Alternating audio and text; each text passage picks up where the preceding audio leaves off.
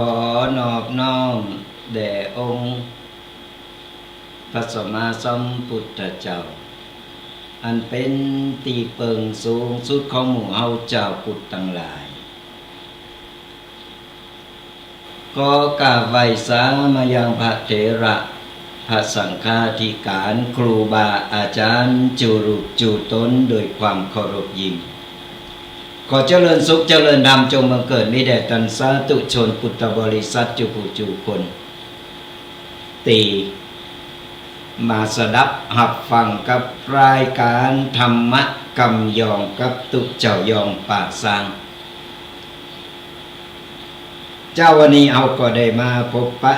เจอกับสดาญาติโยมกันแหมละตรงเก้าวันนี้เป็นวันเสาร์ตีสาวธันวาคมปี68วันคืนลงไปนอนตื่นมาตื่นงานเดียวก็วันเดียวก็คืนกำเดียวก็จะสิ้นปีเห็นมั้ย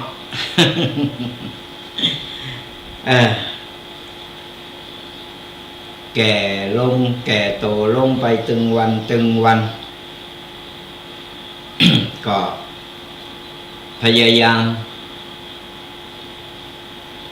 ามดูแลเรื่องสุขภาพเฮาตัว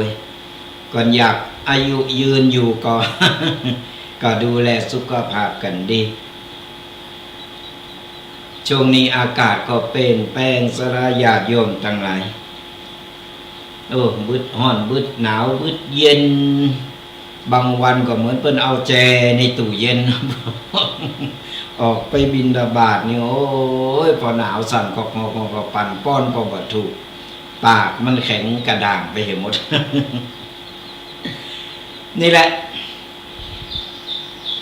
คนเฮามันเปลี่ยนแปลงหมุนเว้นไปตามกาลเวลาสลายญาติโยมทั้งหลายบ่ต้องไปซีเรียสบ่ต้องไปเครียดบ่ต้องไปกังวลอะไรหยังมันเฮาแก่โตมาแล้วบ่มีไผอยู่กำฟ้าได้บางคนก็แก่ยิ่งแก่โตมากก็ยิ่งโกตายบ่ต้องไปโกตายบ่มีไผหนีพ้นยิ่งเฮาโกตายนี่มันยิ่งเฮายิ่งอายุสั้นเด้อไผที่โกตายนั่นนะเฮาต้องยอมรับความจริงมันเป็นสัจธรรมบางคนโกเพิ่นเอาไปเผา โกฮ้อนโกใหม่โกเจ็บโกตายมันเป็นธรรมชาติมันเป็นสัจธรรมบ่มีไผหนีพ้นการเวลามันโรยลงไป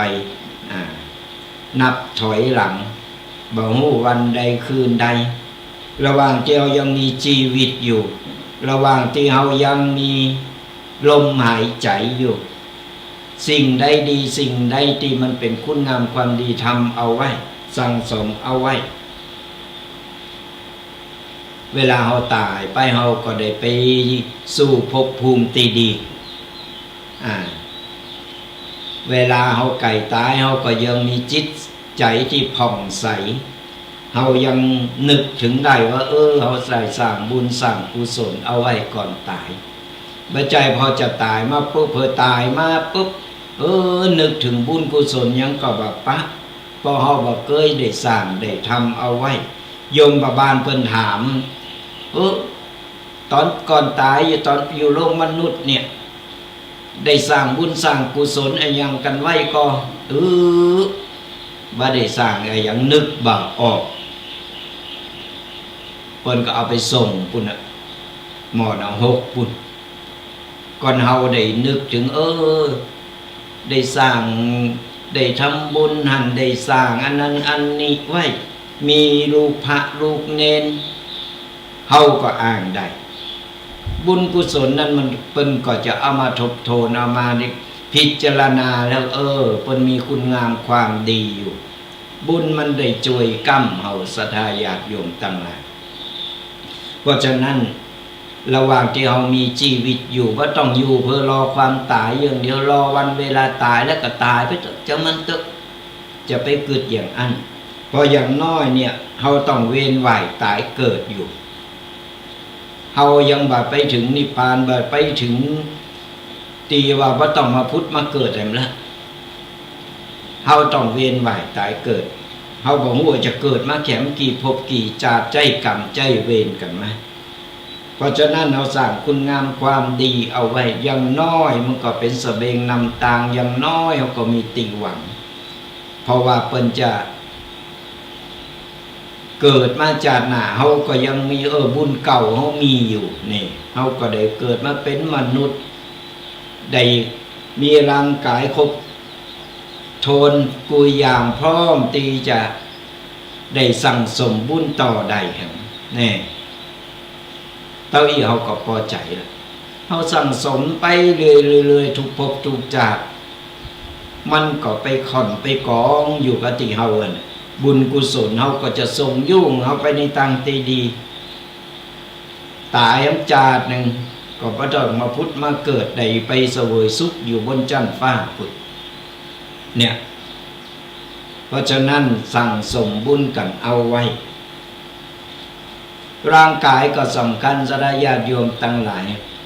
ตอนนี้อากาศมันเปลี่ยนแปลงปลายฝนต้นหนาวบางทีก็หนาวเหน็บบางทีก็ก็ยังแควนหน่อย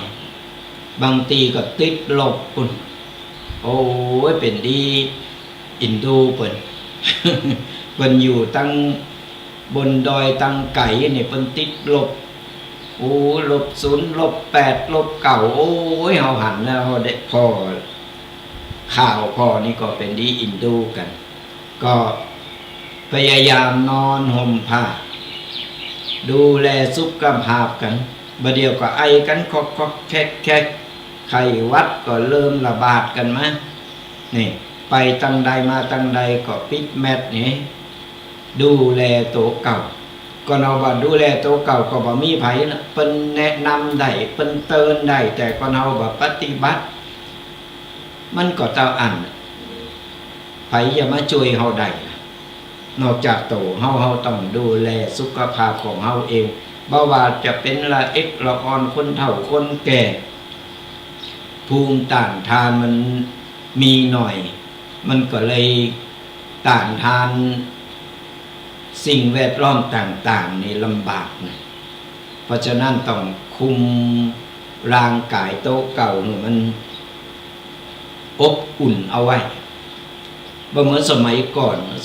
นโอ้ยคนเฒ่าคนแก่แถวบ้านนอกเฮานี่ก่อกองไฟนี่เจ้ามาก็ก่อกองไฟก็ไปนั่งพิงกองไฟกันอยู่หั่นล้อมวงกันอยู่นึกถึงภาพเก่าๆก็เป็นดีโมนนั่งล้อมวงกันนั่นก็สุ่มไฟก็มีหมาน้อยมานอนอยู่ข้างๆเฮ้แล้วก็ไผมีข้าวหลามก็เผาข้าวหลามไผที่มีข้าวสุกแล้วก็เอามาจีมาแอนตาเก๋อให้หน่อยแล้วกินกันไปว่ามันโมนดุ แล้วก็เขาค่อยย้อนไวไปเนาะ มันย้อนมาได้ละ แต่สมัยประเดี๋ยวว่าใครปะแต่แถวบ้านนอกกันอะไรแบบตีเป็นอยู่ไกลๆเพิ่นก็มีอยู่แต่ประเดี๋ยวบ้านเฮาอย่างว่านั่นแหละมันก็เปลี่ยนแปลงไปตามกาลเวลาแต่บรรยากาศเก่าๆนี่มันสร้างความอบอุ่นภายในครอบครัวของเฮามันมน ก็ดูแลกันต้วยเรื่องสุขภาพร่างกายของคนเฮาเรื่องหนาวนี่สระญาติโยมตั้งหลายก็มีหลายตีหลายตั้งที่เป็นเดือดร้อนกันก็อาตมาภาพก็จัดโครงการอยู่ก็ก่อนจะเข้ารายการนี่ก็จะขอประชาสัมพันธ์สระญาติโยมเป็นงานบุญการกุศลสระญาติโยมตั้งหลายขอเชิญผู้มีจิตศรัทธาโลมทำบุญทอดผ้าป่าสามัคคีสร้างโฮงทานหรือว่าโฮงรับประทานอาหารนั่นพร้อมกับอุปกรณ์ของโรงเรียนอินทวิทยาตำบลหนองหนาม อำเภอเมืองจังหวัดลำพูนของเฮานี่โอ้ยเปิ้นก็บูรณะตกแต่งใหม่เปิ้นก็สร้างใหม่เป็นสถานที่ที่นักเรียน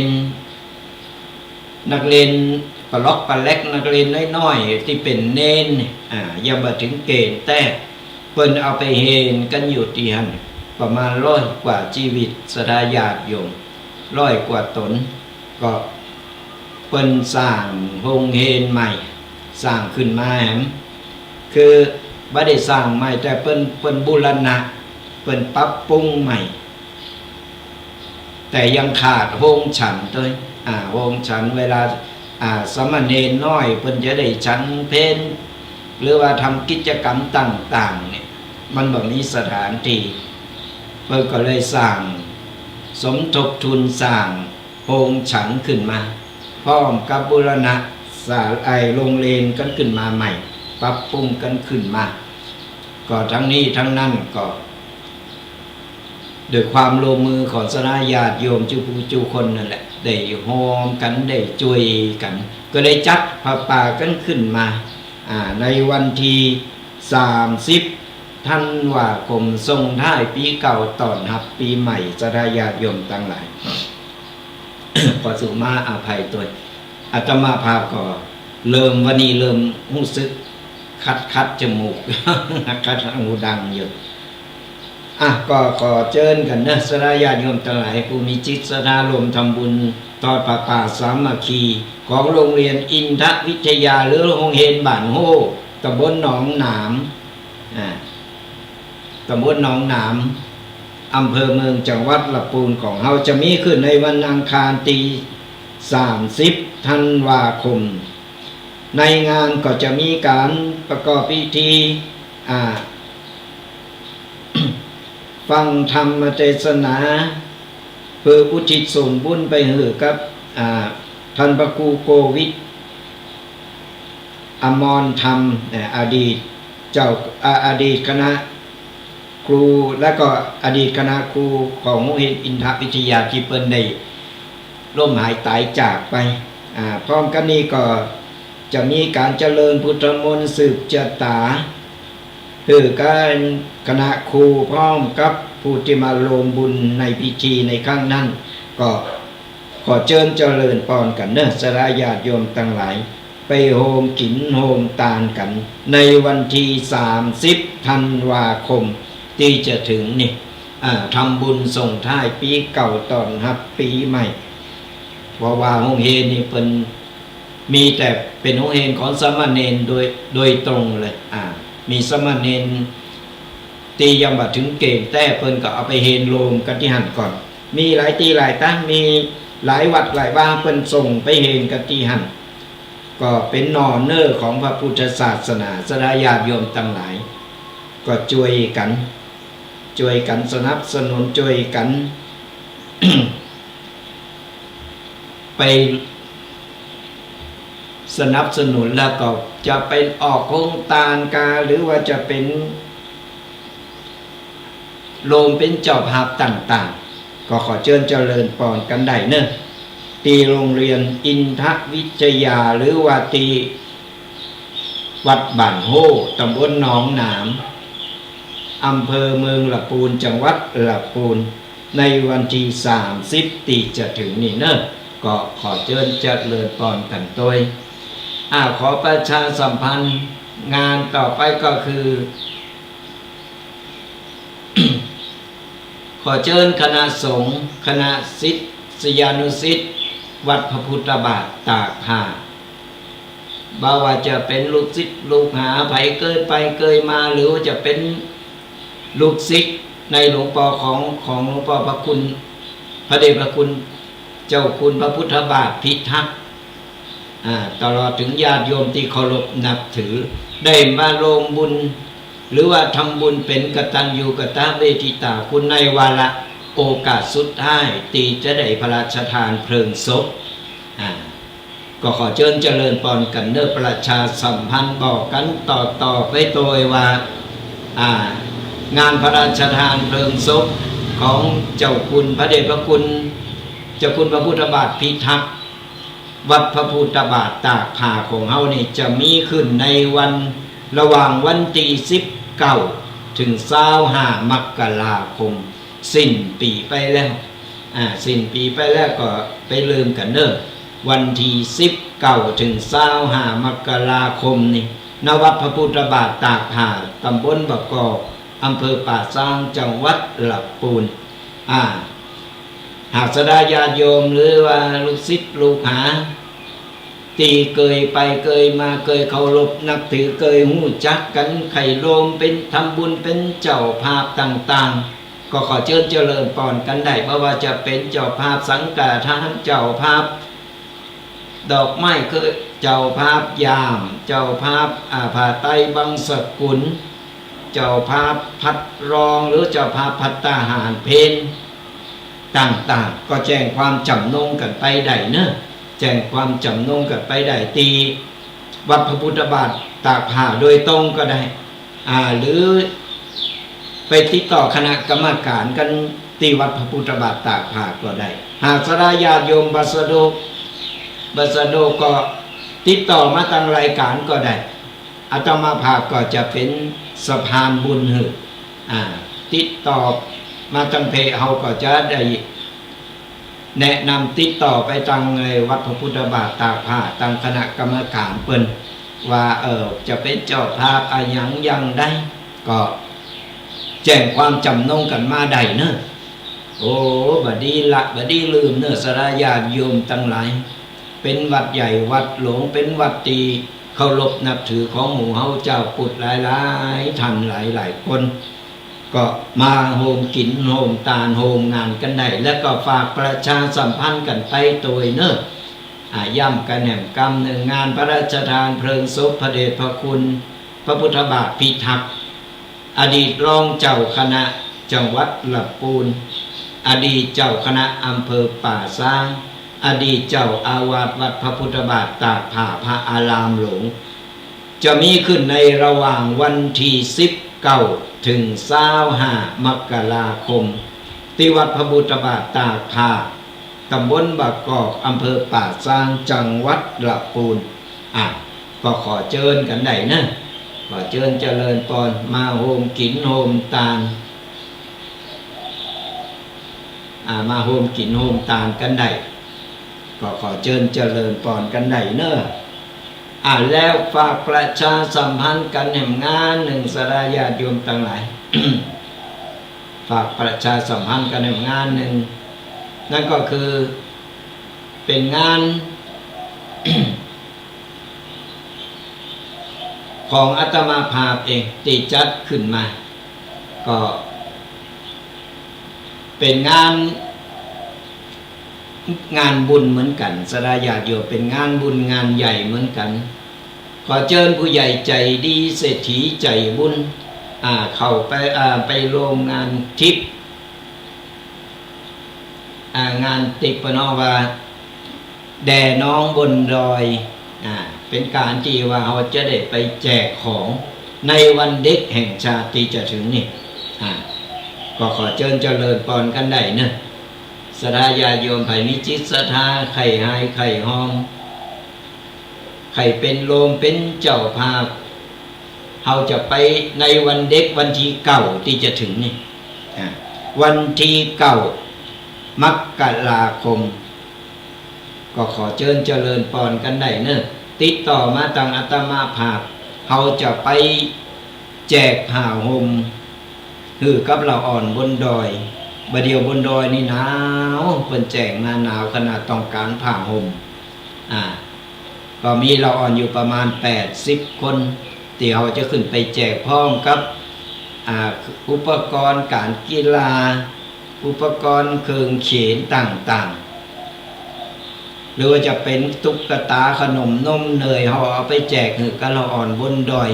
หากสดาญาติโยมมีจิตศรัทธาไข่หายไข่หอมไข่มีส่วนลงตัวหรือว่าไข่ไปตัวก็แจ้งความจำนงกันมาได้แจ้งความจำนงกันมาได้หรือว่าไผบ่พร้อมที่จะไปแม่หนาวบ่กล้าไปฝากหรือว่าหอมไปทำบุญตัวก็ได้จะเป็นสิ่งของต่างๆสดาญาติโยมทั้งหลาย หรือว่าที่ต้องการแต่ตอนนี้คือจะเป็นผ้าห่มไผจะเป็นเจ้าภาพผ้าห่มก็แจ้งความจำนงกันมาได้เนอะเป็นผ้าห่มขนาด6 ฟุตผืนใหญ่เลยผ้าห่มใหญ่ก็ผืนละ159 บาท159 บาทต่อ1 ผืนไผจะเอากี่ผืนจะเป็นเจ้าภาพกี่ผืนก็แจ้งความจำนงกันมาได้แจ้งกันมาในเบอร์เก่าเบอร์เดิมสระญาติโยมทั้งหลายผ้าโนมผืนละ159 บาทไผจะเป็นเจ้าภาพกี่ผืนก็ได้เฮาต้องการทั้งหมดอยู่80 ผืนสระญาติโยมทั้งหลาย ใครมีโซนโลมห่มผ้าให้น้องนี่ก็ขอเชิญเจริญพรกันได้แจ้งความจำนงเป็นเจ้าภาพกันได้หรือว่าใครมีอย่างอื่นจะเป็นอุปกรณ์การกีฬาอุปกรณ์เครื่องเขียนต่างๆก็ฝากกันได้ไผสะดวกก็เอามาได้ที่วัดบกอกอาตมาภาพก็จะจดเอาลายหมายเอาจื่อแล้วก็จะได้ไปโลมบุญด้วยกันเฮาจะขึ้นไปแจกในวันที่9วันศุกร์ที่9 มกราคมวันที่10นี่ก็เป็นวันเด็กแต่เราจะไปทำกิจกรรมไปแจกคือวันเด็กก่อนก็คือวันศุกร์ที่9 มกราคมนี่ก็ขอเชิญเจริญพรแจ้งความจำนงกันมาได้เนอะหากสดาญาติโยมใครมีส่วนลมใคร ลมเป็นเจ้าภาพเอาที่สะดวกเอาตามจิตศรัทธาเนอะสดาญาติโยมทั้งหลายก็ไปมาประชาสัมพันธ์กันไป3 เรื่อง3 ราวตัวกันสะดวกอย่างได้หรือว่าคัดข้องบาสะดวกที่จะมาโรมก็โทรกันเข้ามาในช่วงท้ายรายการตอนเราเปิดสายหน้าไมค์หรือว่าจบรายการแล้วนอกรอบก็โทรกันเข้ามาได้เบอร์เก่าเบอร์เดิม0826112245เพราะว่าก่อนเขาบอกเบอร์หลายเบอร์เดียวสดาญาติโยมจะงงกันเขาจะได้ชี้แจงแต่ละอย่างมาขอรายละเอียดกันได้เนอะก็ฝากประชาสัมพันธ์กันไปตัวกับงานบุญงานการกุศลตึงสางงานตีอาตมาภาพได้ได้เอ่ยไปก็ฝากประชาสัมพันธ์บอกกันต่อไปเฮาก็ได้บุญได้กุศลกับเพิ่น ก็ติดตามรับเต้าต้อยกันไปเรื่อยๆกับรายการธรรมะกำยองตุกเจ้ายองป่าซางฟังธรรมะสบายสไตล์ตุกปีแดงกันง่ายๆเข้าใจกันง่ายๆก็วันนี้ได้นำเอาปกิณกะเกี่ยวกับรอบตู่เขานี่มามาเป็นข้อคิดเป็นคติธรรมเป็นข้อคิดถึงสนาญาติโยมได้ฟังแล้วก็ก้อนใกล้เอาสิ่งใดดีสิ่งใดงามก็นำไปปรับใช้ในชีวิตประจำวันเพราะว่าเขาจึงหนีบ่พ้นเกี่ยวกับเรื่องต่างๆนารอบโตบ่ว่าจะร้อนจะหนาวจะสุขจะทุกข์อย่างใดเขาก็จึงหนีบ่พ้นแต่ก่อนเขามีธรรมะได้ฟังธรรมะกับครูบาอาจารย์หลายๆรูปหลายๆตนเขาก็ได้ข้อคิดในการนำไปปรับใช้ในชีวิตแต่ละวันของเขาเปิ้นบอกว่าก่อนเขาได้ฟังธรรมะบ่อยๆเขาได้ข้อคิดต่างๆแล้วเนี่ยมันเป็นเกาะกำบังหรือว่าเปิ้นบอกว่าเขามี เกาะป้องกันพอคนต่างกับคนที่เปิ้นแบบฟังธรรมะเปิ้นบ่ได้ฟังหรือว่าเห็นหู้เปิ้นก็ใจชีวิตของเปิ้นไปวันๆแต่เวลามีเหตุการณ์ยังขึ้นมามันแบบมีต่างออกก็เรามีธรรมะเฮาได้ฟังธรรมะหลายๆรูปหลายตนกับครูบาอาจารย์เฮาก็ได้ข้อคิดตุเจ้านะเปิ้นว่าอย่างอี้ตุเจ้านี่เปิ้นว่าอย่างอั้น มันก็ตรงเขาก็จะมีวิธีทางหนีที่ไรมีวิธีข้อแก้ได้นี่มันเป็นอย่างอันเพราะฉะนั้นแล้วฟังธรรมะไปฟังบ่ได้ฟังแล้วก็คิดพินิจตึกต้องพอแล้วเขาก็นำไปปรับใจในชีวิตของแต่ละวันของเราเนี่ยก็มันถึงจะเกิดผล วันนี้จะมาพูดเกี่ยวกับเรื่องของการหาวิธีการหับมือกับคนหลอกข้างหลายๆประเภท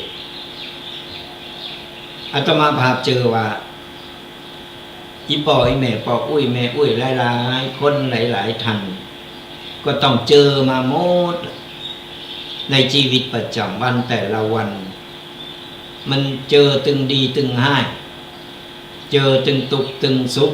ปนเปเหระกันไปวันนี้ก็เลยมีวิธีในการที่เขาจะหลีกเลี่ยงอย่างใด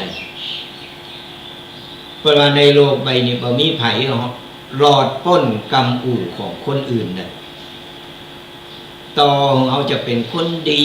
สักขนาดไหนก็ตามก็ต้องตกเป็นเป้าหมายของคนบางคนที่เอาเฮาเนี่ยไปอู้ไปเล่าลับหลังและบ่อยๆครั้งเนี่ยคนที่อู้เลิงของเฮาเนี่ยก็คือคนที่บ่ฮู้จักเฮาดีพอ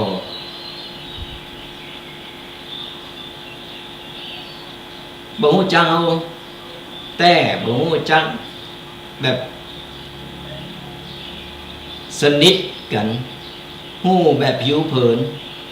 แต่เวลากำอู่ไปอู่คนอื่นนี่ปดโทฮู้จักเฮาดีหมดฮู้ดีเหลือตัวเฮาไปมันเป็นอย่างนั้นและในมือเขาเจออย่างนี้เขาจะรับมืออย่างใดกับคนประเภทหนึ่งมี5 วิธีในการที่เขาจะ ในการที่เขาจะแก้กับสิ่งที่มันรอบตัวที่เขาหนีบ่พ้น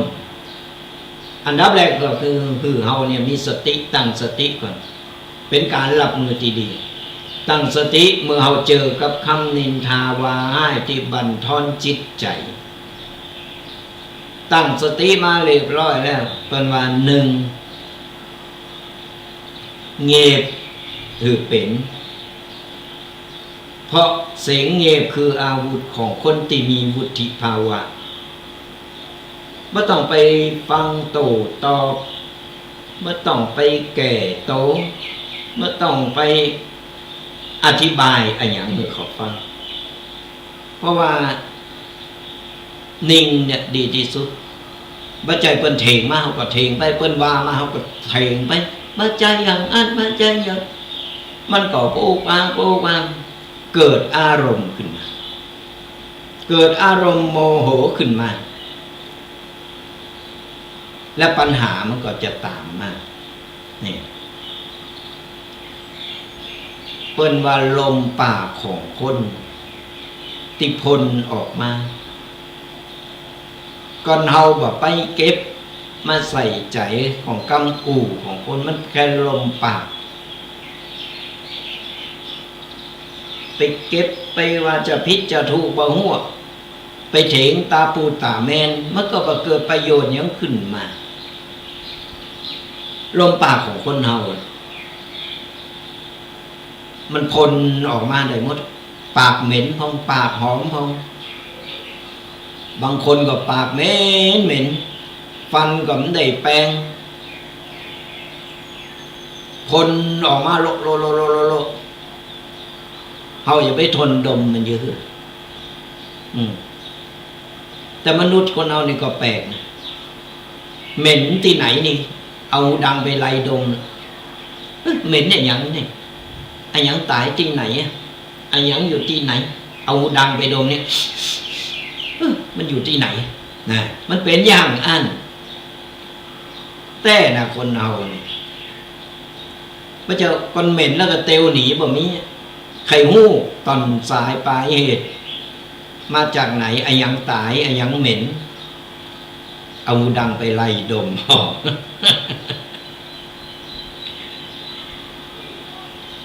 กำอู่ใดว่าจ่าได้ก็ตามสลายญาติโยมตั้งหลายในมือเอาหู้ว่ามันแบบมาดีละมันอู่ว่าเข้าหูละเหงาเตวหนีไปเลยต้องไปฟังต้องไปโต้ตอบคือเอาเงียบยิ่งเอาไปโต้ตอบก็เหมือนเอาฟืนไปใส่ไฟนั่นเอาไม้โหลนั่นน่ะไปใส่ไฟเมื่อเติมไฟขึ้นติ๊กๆมันก็ห้อนขึ้นมาติ๊กกำปากใดกำอู่ใดที่มันพลออกมาแล้วมันบาดชอบมาพากลเอาเตวหนีไปมันต้องไปหับหู้มันต้องไปยืนฟังหรือมันอู่จนจบไผเจ้าว่าจะนินทาเฮาจะมันเถอะความสุขของเปิ้นปล่อยมันนั่งพลนางวาคนเดียวมันบาปกรรมมันก็จะโต้ยมันเองผลกรรมที่มันทำไว้มันก็จะโต้ยมันเองเฮาก็ต้องไปหับก็เหมือนไปรษณีย์ก่อนเอาเป็นส่งมาถึงเฮาก่อนพระใจของเฮาพระใจจือเฮามันต้องไปหับมันก็ตีกลับไปเองเนี่ยก่อนเฮาไปโต้แย่งไปเฉงมันก็เป็นเรื่องเป็นเล่าไปก่อนเฮาบาเฉงว่าโต้ตอบมันก็เป็นลมเป็นแรงไปข้อที่สองพิจารณาว่าโคนปั๊บหรือโคนปล่อยบางคำนินทานี่นะอาจจะสะท้อนบางสิ่งในโตของเฮาโคนปั๊บปรุงหากมันเป็นความจริงเฮาต้องขอบคุณมันเงียบและเปลี่ยนแปลงหรือดีแต่หากมันเป็นความเท็จเฮาจงวางมันไว้ตรงนั้นและเตียวต่อไปอย่างมีศักดิ์ศรีก็บอกแล้วว่าคนอื่นมันหู้ดีเหลือโตเฮาหมดมันว่าสปัสไปซัมเตอร์เฮาก็บ่ฮู้เรื่องเลยก็ปล่อยมันว่าไปก็มันว่าในทางตีถูกว่าในทางที่ถูกว่าเฮาฟังแล้วมันก็แต้เนาะเฮาก็ต้องควรปรับปรุงโตเฮาให้ดี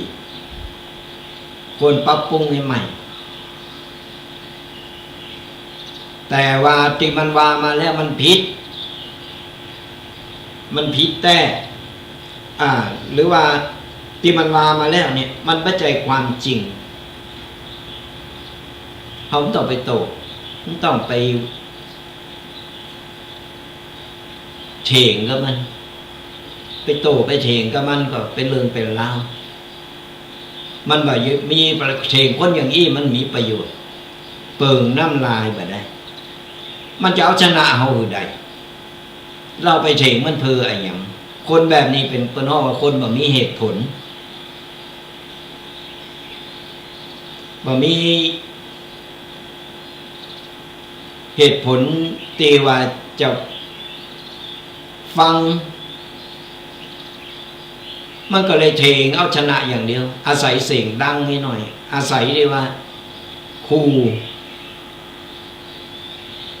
คือเป็นโกเป็นเก่งจะเอาชนะอย่างเดียวแล้วเอาไปเถียงมันก็บ่เกิดประโยชน์อย่างผมต้องไปเถียงกับมันเปิงน้ำลายเจ็บคอไปได้เขาก็เตียวหนีแล้วเขาก็เตียวไปแบบมีศักดิ์ศรีในโตเขา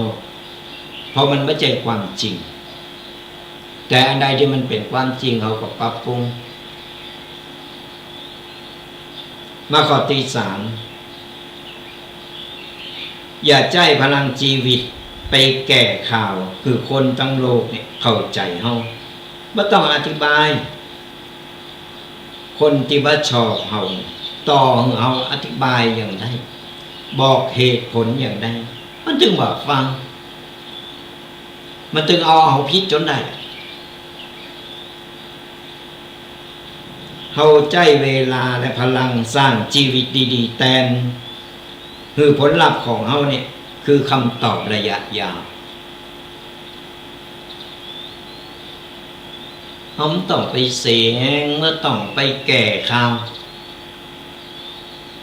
การเวลามาทำงานของมันเอง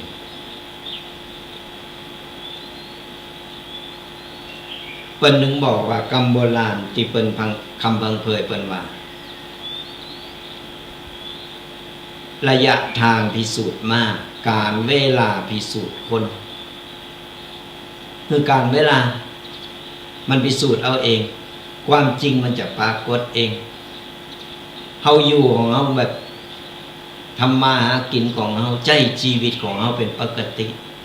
บ่ต้องไปตื่นเต้นแก้ข่าวกูเปิ้นเข้าใจผิดกูเปิ้นอย่างอันกูเปิ้นอย่างอีโอ้ยวิ่งเต้นเอาไปเอามาเป็นตุกเฮาบ่จำเป็นต้องไปแก้ข่าวอย่างต่างๆก็มันบ่ใจความจริงความจริงก็คือความจริงก็มันบ่จริงมันก็บ่จริงเฮาบ่ต้องไปแก้ข่าวบ่ต้องไปติโพยติพายเฮาใจชีวิตของเฮาปกติแล้วการเวลามันจะพิสูจน์เองนิ่งๆเฉยๆทำงานตามวิถีชีวิตของเฮาไปมันต้องไปใส่ใจมันต้องไปยุ่งเกี่ยวบ่ต้องไปเป็นโง่สันหลังวะบาปกรรมมันจะทำงานของมันเองการเวลามันจะพิสูจน์เองมาข้อที่สี่แยกเสียงนอกออกจากคุณค่าในตัวเองแยกเสียงนอกจากคุณค่าตัวเองก็คือการที่เฮาเนี่ยเสียงคนอื่นอะไรอย่างก็ตามที่มันเข้ามาในชีวิตในครอบครัวของเฮาแยกออกไปเอาเสียงของเฮาเอาโตตนของเฮานี่เป็นติตั้ง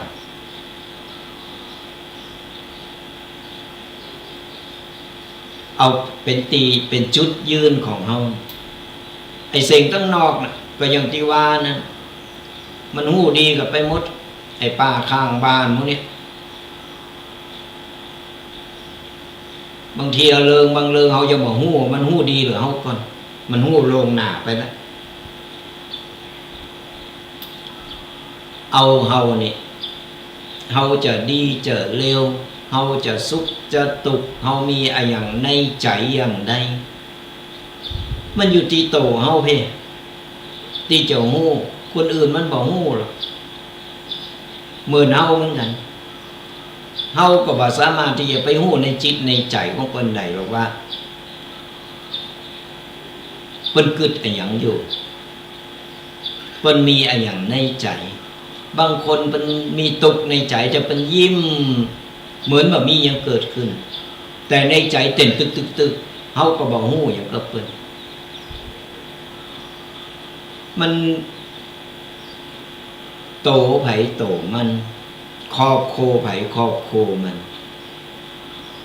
เฮาบ่ดีไปยุ่งบ่ดีไปสอดเสาะหาบ้านนั้นบ้านนี้เป็นอันนั้นบ้านนี้อันอย่างอันอย่างอีกสอดหูสอดหัน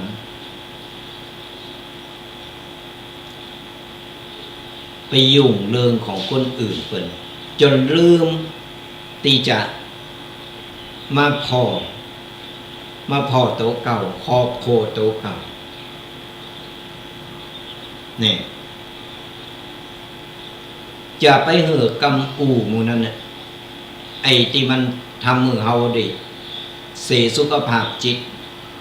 มากำหนดในชีวิตของเฮาชีวิตจริงของเฮานี่ก็คือโตของเฮานี่นะที่จะกำหนดโตเฮาเองจะกำหนดครอบครัวของเฮาเองคนอื่นบ่มีสิทธิ์บ่มีอำนาจแล้วก็บ่มีหน้าที่ที่จะมากำหนดมาจี้ บงการในชีวิตของเฮาได้ชีวิตไผชีวิตมันแม้แต่ลูกเฮาเล่งมากระมือเล่งเอาเปาะเอาปล่อยมาแต่น้อยใหญ่มาปุ๊บจิตใจมันเป็นอย่างไรเฮาก็บ่สามารถที่จะฮู้ได้ลูกพ่อแม่เดียวกัน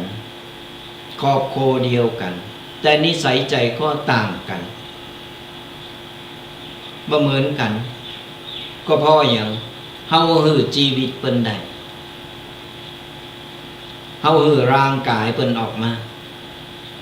เล่งได้กะโตแต่จิตใจเนี่ย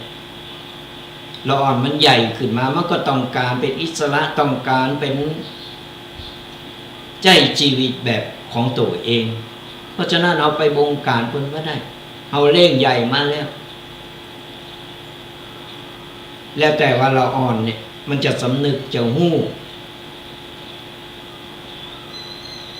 มันก็อยู่ที่การเล่งดูอยู่ที่การเอาอบรมสั่งสอน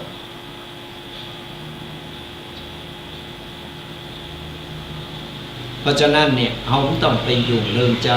เรื่องชีวิตของคนอื่นเพิ่นจะไปอย่ามาอย่างใดคนเอามันใหญ่ขึ้นมามันก็ต้องฮู้จักกึดฮู้จักแยกแยะคนเพราะว่าไผก็ต้องการมีชีวิตเป็นของตัวเองแล้วเอาไปก้าวก่ายชีวิตคนอื่นเพิ่นเอาไปยุ่งไปเกี่ยวไปฮู้ดีเหลือโตเพิ่นนี่บาโคนทำหรือว่าไผเจออยู่ของเฮาหลีกเลี่ยงให้คนประเภทหมู่นี้เพิ่นฮ้องว่าเป็นกรรมของเพิ่นกรรมเพิ่นมาอย่างนั้นแต่ในเมื่อเพิ่นสร้างกรรมต่อแหมก็เรื่องของเพิ่นละเป็นกรรมของเพิ่นบ่ใช่กรรมของเฮาเตียวหนีผมต้องไปยุ่งเกี่ยวต้องไปเสวนาตัว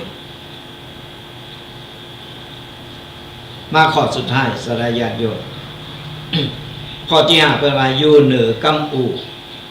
ด้วยการประสบความสำเร็จบ่มีการแก้แค้นอะไรหยังที่จะทรงพลังเต่ากับการอยู่ดีจงใจชีวิตอย่างมีคุณภาพพิสูจน์โตเก่าโดยความสำเร็จความสงบและความสุขเมื่อถึงวันนั้นคนที่เคยนินทาเคยว่าเคยดูถูกเฮามันก็จะเงียบไปเองก็อย่างที่ว่านั้นเฮาใจชีวิตในแบบฉบับของเฮาตุกเฮาก็อยู่อย่างตุกเฮารวยเฮาก็อยู่อย่างคนรวยของเฮาแบบฉบับของเฮาพออยู่พอกินมีหน้าที่การงานต่างคนต่างมีหน้าที่กันเฮาก็แยกย้ายกันไปทำหน้าที่ของไผของมันไปเรื่องไผเรื่องมันบ่ต้องเอาเรื่องคนอื่นมาสุมโหบ่ต้องเอากรรมอู่ของคนอื่นมาใส่ใจยิ่งเอาไปสอดหูสอดหันใครหูใครหันอันอย่างนี้ตั้งได้ไผเป็นอย่างได้ไผอยู่นะหูหันวุ่นวายไปหมดรัฐบาลเพิ่นบ่มีเงินเดินหือเพิ่นมีหือกับคนเฒ่าเท่านั้นสวัสดิการคนเฒ่านะอันนั้นน่ะเงินเดินอย่างอันถูกต้องแต่ไอ้ไปสอดหูสอดหันเรื่องเจ้าบ้านและเจ้าจองนี่เพิ่นบ่หือเงินเดินเป็นเรดาร์ประจำหมู่บ้านเมื่อมีเงินเดินต้องไปทำนั่งเฝ้าบ้านอยู่กับบ้านนะมียังก็เยะไปทำไปหับเงินเดินคนเฒ่าพอแล้วมันต้องไปใครใดเดินเงินเดินอย่างอื่นเพิ่มเฮาอยู่อย่างเฮาแบบพอเพลงของเฮาไปก็เอาบ่ยุ่งบ่เกี่ยวหยังไปยิงคนนั้นว่าคนนี้ว่าก็จังเพิ่นเถอะเพิ่นโมนปากเพิ่นใครว่าก็ว่าเฮาทำมือมันสำเร็จทำมือเขาหันทำมือมันดีเดี๋ยวมันก็หางานเงียบไปเองก็มันบางเงียบมันยังมีอยู่ยังโตยจองร่างจองผานใครมาอู้ใครมานินทาใครมาว่าใครหู้ใครหันอยู่ก็ เอาถุงขยะดำเอาไปกองไว้หน้าบ้านแต่เมื่อใดบอกเนอะจะมัดปากแล้วไปควางลงน้ำมันหนีแบบป้นสดายาติโยมตั้งหลายบ่ว่าตุเจ้าพระเนรอยู่ในวัดในวามันก็ยังเอาออกไปอู่พระประธานอยู่ในโบสถ์ในวิหารมันก็ยังเอาไปเล่านับภาษาอย่างกับคนธรรมดาสามัญเข้าไปในวัดไปฟังธรรมแต่อย่าไปติไปตายคนนั้นคนนี้ติตายตุเจ้าพระเนรอีหานั่นมาจังมันนะวันนี้หันมาวัดเลยหันเนอะวัดบานบักเขาตึงจังมันน่ะบ่นอยู่คนเดียวตานี่สอดส่องพอเลี้ยวซ้ายเลี้ยวขวาพอหาไผอ่ะก็อีหานั่นมันมาจังมันนะแล้วไผเป็นตุกเฮาเนี่ยเป็นตุกก็จังเพิ่นแล้วไปถามมาเพิ่นยื้อจังเพิ่นก็หนีไปไกลๆอ่ะต้องเข้าไปใกล้อยู่ห่างๆเพิ่นมันต้องไปสนใจตัดออกไปเลยนะมันต้องไปพอดีพอให้กับเพิ่นก็เอาจังเพิ่นแต่เนี่ยหาคนนั้นคนนี้บ่มามันมาพอทุกเจ้าหั่นเนาะแกแล้วมันแกเหรออย่างนี้ยังยืนโอ้ยว่าสะปะสะเปดพอพระเจ้าอันนู้นเป็นปั่นพระเจ้าอันนี้ยังบางงานพระเจ้าอย่าเป็นอย่างนี้อย่างอันอย่างมันจึงมีเรื่องว่าคนมันจะติมันจึงติคนจะว่ามันตึงว่ามันห้ามปากบ่ได้ในเมื่อเอาห้ามปากคนอื่นบ่ได้เฮาก็ห้ามปากห้ามจิตห้ามใจห้ามหูเฮาปิดหูปิดตาปิดจมูกได้พอปล่อยมันไปเนี่ยก็เอายิงไปต่อล่อต่อเถงเอายิงไปว่าแตกกันอย่างนี้มันก็สมโรงกันเข้าไปติ๊กๆแล้วเต่าก็เอาไปสั่งบาปตัวเองเนี่ยเป็นว่ากรรมนินทาคือเสียงลมไม่ต้องเอาจิตใจเอาไปผูกไว้กับลมที่พัดผ่านเพราะว่าคนที่มีคุณค่าจะบ่ปล่อยหือเสบ่ปล่อยหือเสียงตีไล่สาระมาทำลายศักดิ์ศรีของตนเฮา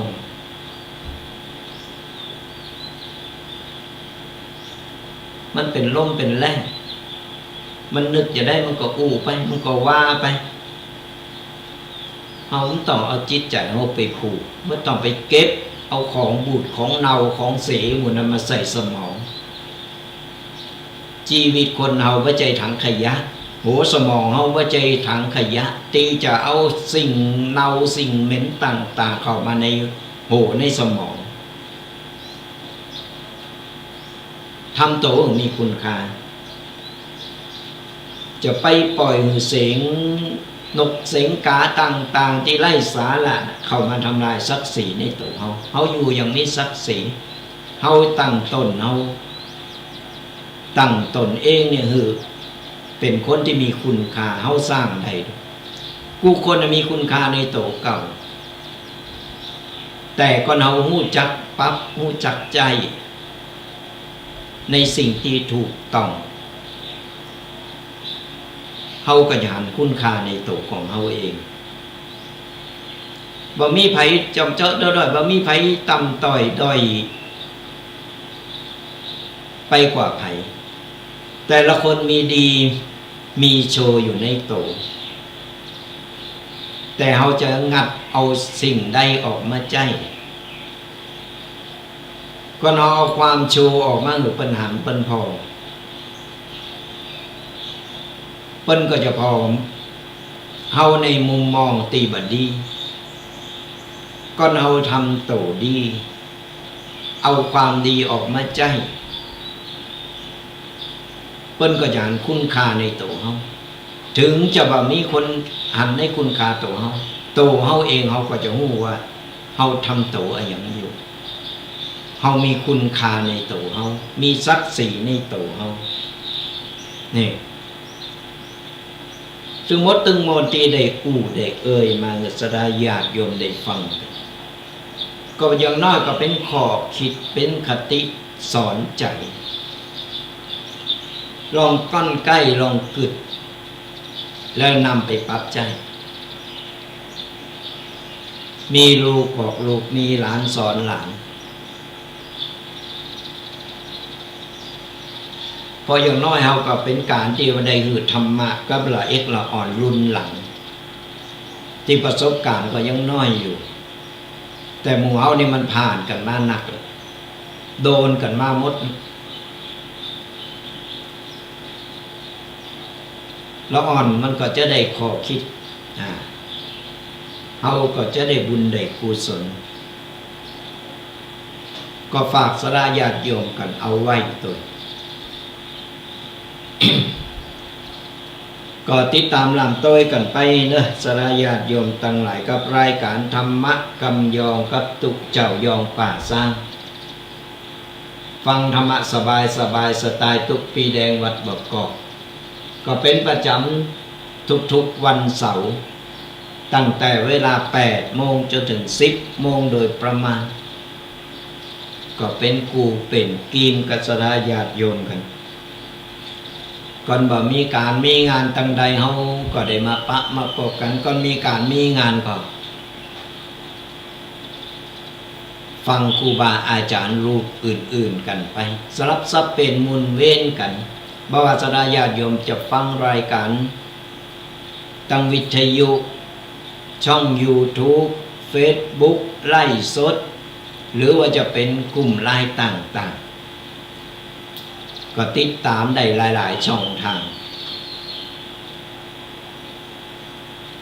ติดตามกันไปเป็นกำลังอกกำลังใจกันไปเนอะหากสระญาติโยมฟังตั้งวิทยุหลายๆเครือข่ายก็สามารถโทรมาอุมาเอ่ยกันได้เป็นกำลังอกกำลังใจกันหรือว่าติดตามไปดังไร่สดตั้งช่อง YouTube ของตั้งสถานีวัดฝ่ายหินหรือว่าจะเป็น Facebook ไร่สดของอาตมาภาพเองหรือว่าจะเป็นกลุ่มไลน์ต่างๆก็กดไลค์กดแชร์กดติดตามกันไปเพราะอย่างน้อยเอาได้แชร์ธรรมะคือกับคนอื่นเพิ่นก็จากที่เพิ่นบ่เคยได้ฟังบ่เคยได้ยินเพิ่นได้ยินได้ฟังแล้วเพิ่นนำไปปรับใช้กับชีวิตในประจำวันของเพิ่นมันก็เป็นบุญเป็นกุศลของเฮาคือแสงสว่างนำทาง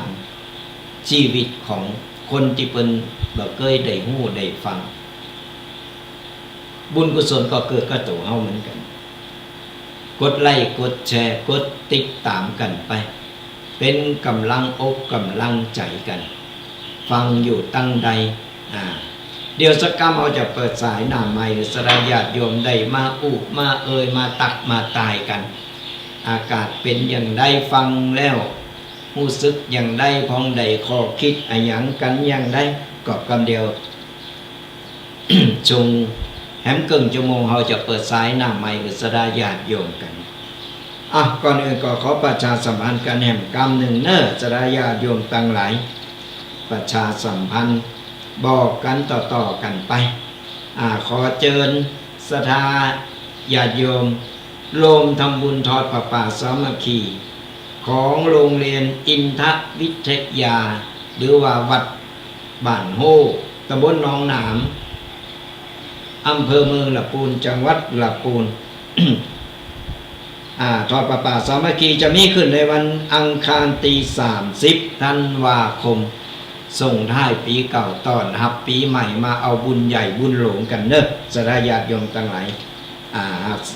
สระญาติโยมมีจิตศรัทธาไข่ให้ไข่ห้องไข่รวมบุญพออย่างน้อยเราก็ได้ต่อชีวิตต่อบุญต่อกุศลเป็นบุญเป็นกุศลกันก็ขอเชิญเจริญพรกันได้เนอะ งานทอดผ้าป่าสามัคคีของโรงเรียนอินทวิทยาหรือว่าโรงเรียนบ้านโฮตำบลหนองหนามอำเภอเมืองจังหวัดลำพูนของเราจะมีขึ้นในวันที่30ธันวาคมนี้ในงานก็จะมีการประกอบพิธีต่างๆอย่างเช่นว่าการฟังพระธรรมเทศนาเพื่ออุทิศผลบุญกุศลไปแก่ผู้ที่ลงลับไปแล้วก็ตามหรือว่าจะมีพิธีการเจริญพุทธมนต์สืบชะตาก่อนส่งท้ายปีเก่าตอนรับปีใหม่ไปโลมกันได้เนอะเป็นสืบชะตาหลวงสืบชะตาใหญ่กันในวันที่30นี่ตีโรงเรียนอินทวิทยาก็จะมีการเจริญพุทธมนต์สืบชะตาแด่ผู้จัดการโรงเรียนคณะครูโรงเรียนและก็สถาญาติโยมผู้ที่มาร่วมพิธีตัวเพราะฉะนั้นแล้วหลังจากตีสืบชะตาอย่างเรียบร้อยก็จะลงกันทอดผ้าป่าสามัคคีในวันเดียวกันก็หากศรัทธาญาติโยมมีจิตศรัทธาใครให้ใครหอมใครไปลงสืบชะตาส่งได้ปีเก่าตอนรับปีใหม่หรือว่าใครไปรวมบุญกุศลในครั้งนี้ก็ขอเชิญเจริญพรกันได้ติดต่อกันมาได้นะหากศรัทธาญาติโยมใครเป็นเจ้าภาพต่างๆไม่ว่าจะเป็นภัตตาหารเพลจะเป็นน้ำปานะหรือเป็นสิ่งของต่างๆเพื่อจะไปมอบหรือไปถวายให้กับลูกๆสามเณรน้อยที่กำลังจะมาถึงเกณฑ์แต่เพิ่นจะไปลงไปอยู่ประมาณ100 กว่าลูกเป็นองค์เอนของสามเณรน้อยจงมนศรัทธาญาติโยมทั้งหลายโอ้ยอาตมาภาพนี่ก็เคยไปออกโหตานหลายเติบเพราะว่าสามเณรที่วัดนี่ที่วัดบักกอกโดยที่ไก่เคียงโดยก็ไปเห็นก็อยู่ที่หันหมดเพราะฉะนั้นแล้วก็ขอเชิญเจริญพรกันได้นะไปโฮมกินโฮมตานกันได้ในวันที่30ธันวาคมก็ส่งท้ายปีเก่าตอนรับปีใหม่ไปสืบชะตากันบ่ฮู้จะไปตั้งใดก็ไปสืบชะตากันได้ไปโฮมกินโฮมตานวันค่ำเน้อวันที่30ธันวาคมก็ส่งท้ายปีเก่าตอนรับปีใหม่กันก็ขอเชิญเจริญพรกันได้และแห่งงานหนึ่งก็ขอประชาสัมพันธ์ถึงคณะศิษย์วัดพระพุทธบาทตากผ้าทั้งบรรพชิตและคฤหัสถ์หรือเป็นลูกศิษย์ลูกหาของหลวงปู่เจ้าคุณพระพุทธบาทพิทักษ์ตลอดญาติโยมและก็ผู้เคารพนับถือผู้คนผู้ทันได้ไปรวมทำบุญเป็นกตัญญูกตเวทิตาคุณในวาระโอกาสสุดท้ายตีได้รับพระราชทานเพลิงศพของพระเดชพระคุณเจ้าคุณพระพุทธบาทพิทักษ์อดีตรองเจ้าคณะจังหวัดลำพูนอดีตเจ้าคณะอำเภอป่าซางอดีตเจ้าอาวาสวัดพระพุทธบาทตากผ้าพระอารามหลวงจะมีการพระราชทานเพลิงในวันระหว่างวันที่19ถึง25มกราคมเดินหน้าเนอะวันที่19ถึง25มกราคม2569ณวัดพระพุทธบาทตากผ้าตำบลบักกอกอำเภอป่าซางจังหวัดลำพูนก็ขอเชิญเจริญพรกันได้ศรัทธาญาติโยมทั้งหลายไปที่เป็นลูกศิษย์ลูกหาเกิดไปมาหาสู่เคยเคารพนับถือพระเดชพระคุณเจ้าคุณพระพุทธบาทพิทักษ์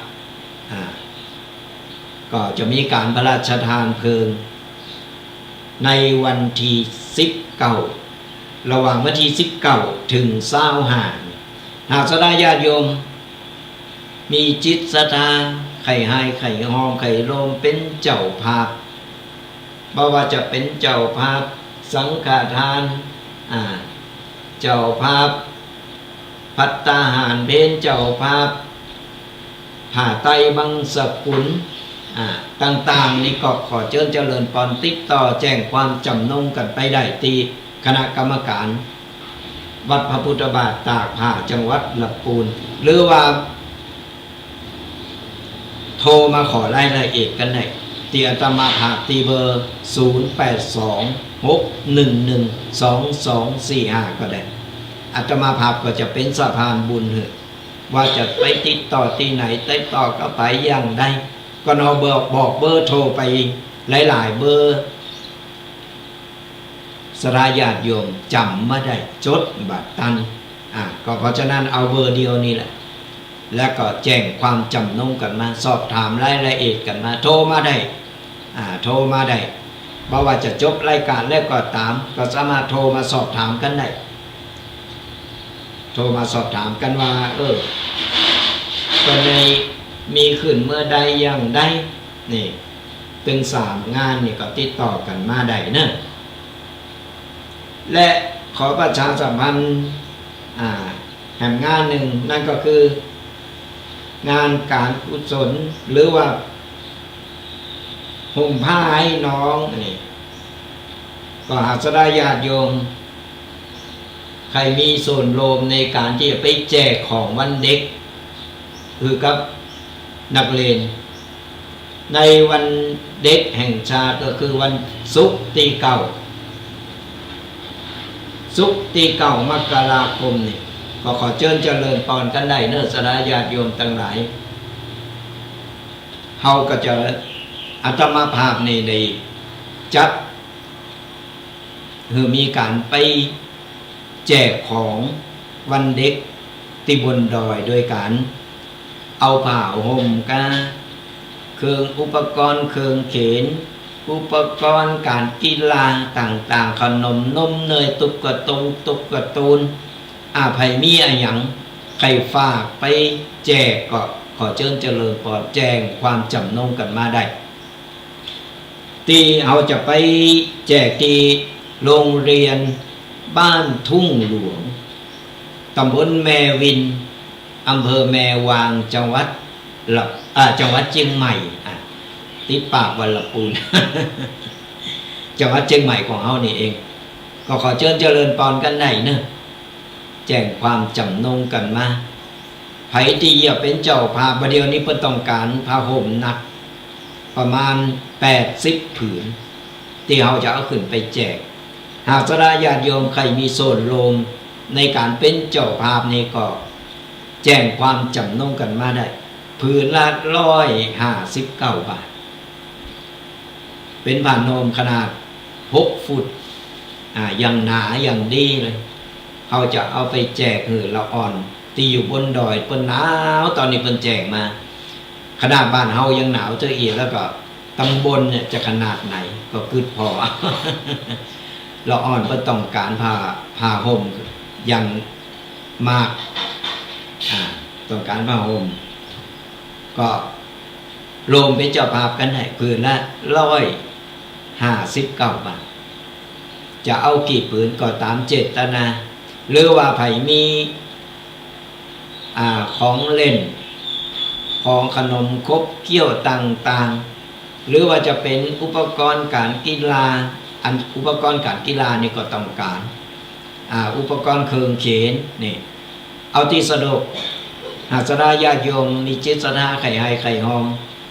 ใครลงบุญใครฝากลงบุญไปตัวก็ติดต่อมาได้เนอะเราจะไปขึ้นไปแจกในวันศุกร์ที่9 มกราคมเดินหน้าวันที่10นี่ก็เป็นวันเด็กตรงกับวันเสาร์เขาก็เลินมาเป็นแจกของวันเด็กในวันที่9จะมีนักเรียนอยู่ประมาณ80 คนที่อยู่บนดอยที่รอคอยอยู่ก็ขอเชิญเจริญพรกันได้หากสดาญาติโยมใครให้ใครหอมใครลงบุญหรือว่าจะ3 บุญนี่ที่ประชาสัมพันธ์ไปหากสดาญาติโยมใครลงเพราะว่าจะเป็นบุญใดก็ตามก็โทรมาขอรายละเอียดกันได้หลังจบรายการก็โทรมาขอรายละเอียดกันได้เขาก็จะเป็นสะพานบุญแจ้งความจำนงกันไป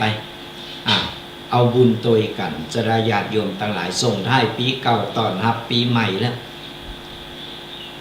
เอาหืดสละหืดตาลสละทำบุญไป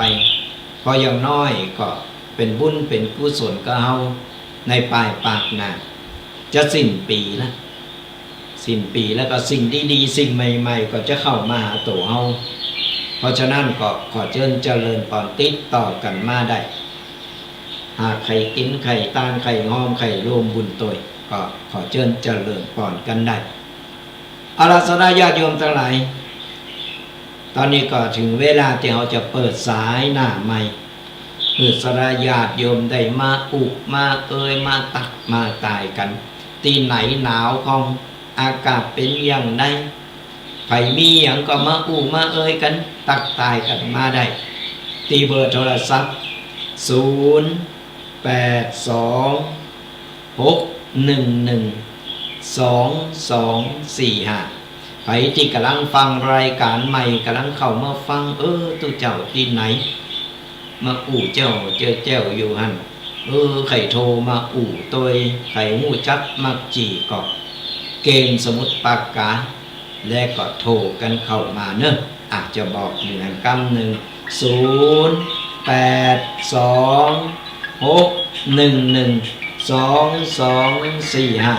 0826112245โทรกันเข้ามาเนอะ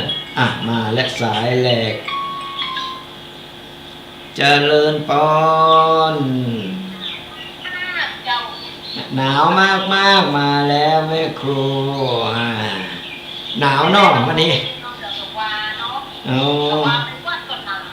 อ๋อแล้ววันนี้นางอยู่ที่ไหนล่ะหนาว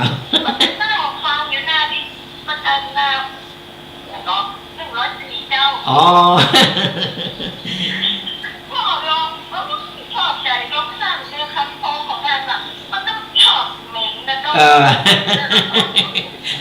แต่กามันเป็นอันดูมันชอบดมของเหม็นนะมนุษย์เฮานี่นะ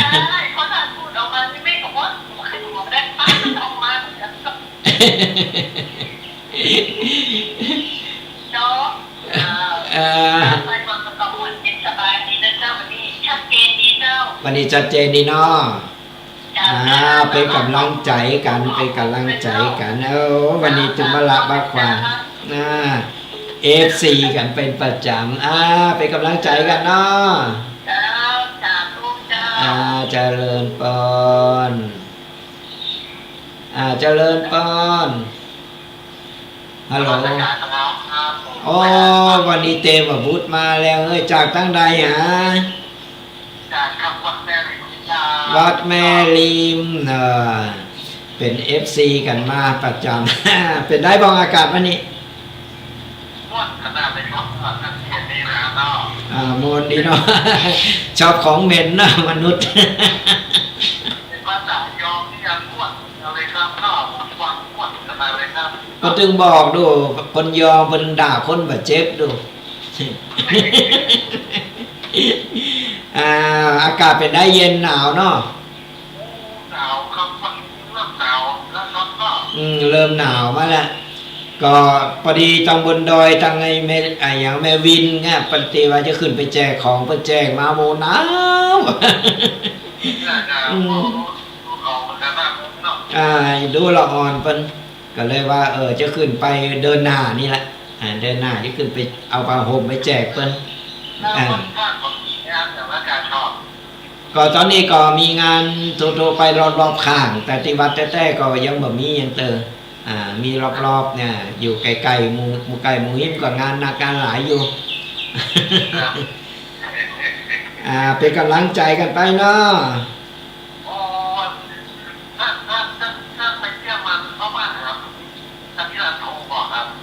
ก็ป้ากันอยู่ทั้งวันป้ากันอยู่ตำบลเดียวกันตักตายกันอยู่เปิ้ลก็จะขึ้นไปบนดอยเหมือนกันจะไปแจกของวันที่เก่านะวันที่เก่าเหมือนกันปากันอยู่เปิ้ลก็ปกติดีแต่ว่าตอนนี้ก็ยังมาออกรายการกำลังรวบรวมกำลังดีกันอยู่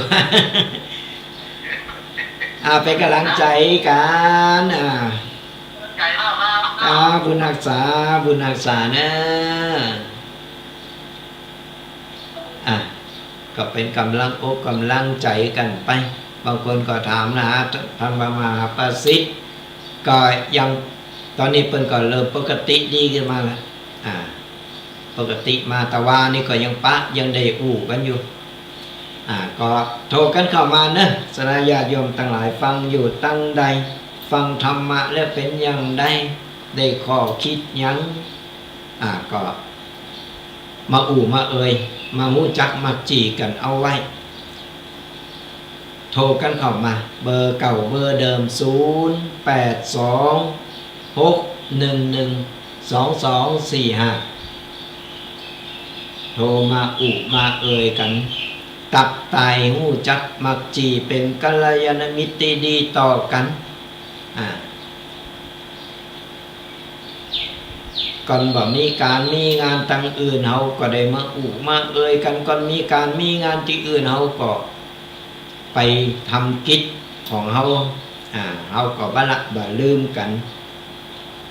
บ่ว่าจะเป็นช่องทางใดติดตามกันไป Facebook ช่อง YouTube หรือว่าจะเป็นทั้ง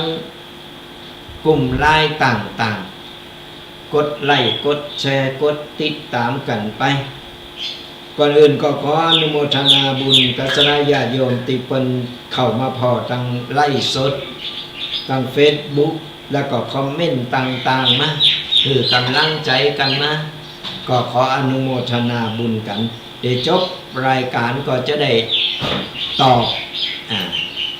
อบคอมเมนต์กันไปก็กดไลค์กดแชร์กดติดตามกันไปตัวเนอะกดไลค์กดแชร์อย่างน้อยนี่ก็คนที่เพิ่นบ่เคยได้ฟังบ่เคยได้หันบ่เคยได้พอเพิ่นก็จะได้ฟังได้ฮู้ได้หันแล้วก็นำไปปรับใจในชีวิตของตัวเก่าในครอบครัวก็เป็นบุญเป็นกุศลเล็กๆน้อยๆเป็นบุญเป็นกุศลทั้งนั้นคนเฮาอยู่ได้ถึงวันนี้ก็เพราะบุญก่อนว่ามีบุญในมันก็จึงอย่างว่านั่นแหละหมดบุญไปก็หมดชีวิตไปแล้วเฮาก็บ่มีอะไรหยังที่จะต่อไปเห็นบ่มีอะไรหยังที่จะเป็นแสงสว่างนำต่างเฮาไปเฮาสั่งสมบุญไปเตอเล็กเตอน้อยบุญมันส่งผลเมื่อใดขึ้นมาปุ๊บเนี่ยมันก็จะออกดอกออกผลมา